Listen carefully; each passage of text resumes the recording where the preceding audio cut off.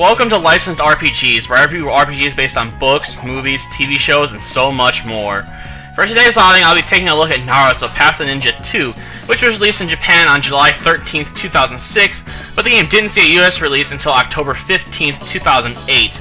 Well, before moving on to the story, I should point out this game is the third entry in its series, and that the actual second game has never been released outside of Japan.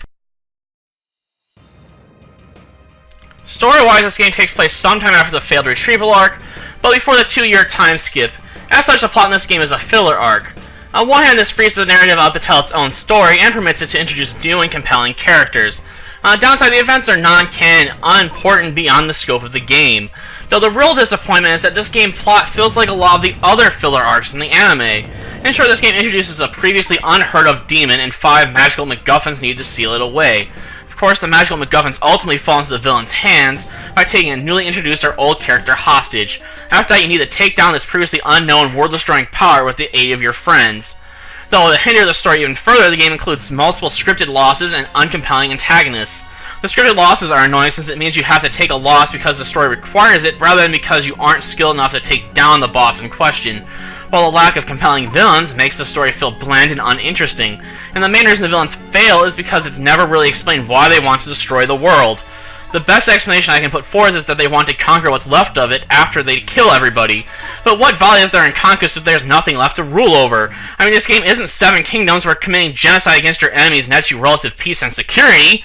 And while we're on that topic, why... The rest has been abridged. And how can this old bat get Goku to Earth in under an hour in Attack of the Saiyans in order to collect the Dragon Balls to wish him back to life? What was I talking about again? Wait, let me check the script. Yada yada yada. Here we are. Though another gripe I have with this story is the characterization of Naruto in many scenes. In many areas where a challenge presents itself, Naruto is always the first to give up. It just seems strange to take the character defined by his hard-headedness and make him a crybaby that gives up at the first sign of a difficult obstacle.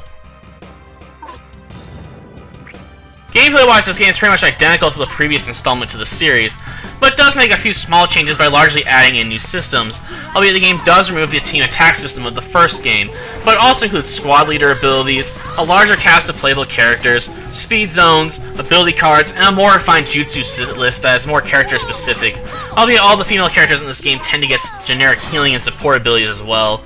Well, I guess I should break down and explain the new features in a little more detail, starting with the squad leader abilities. In this game, each squad is comprised of 4 playable characters, with 3 being on the field and a 4th being an alternate. Any of these characters may be given the status of squad leader, which activates their leader ability. These leader abilities can range from healing characters while you move to increasing the amount of money earned after a random encounter. And while I could discuss the cast of available characters in this game, I don't think it's a feature worth explaining, so I'll move on to the speed zones.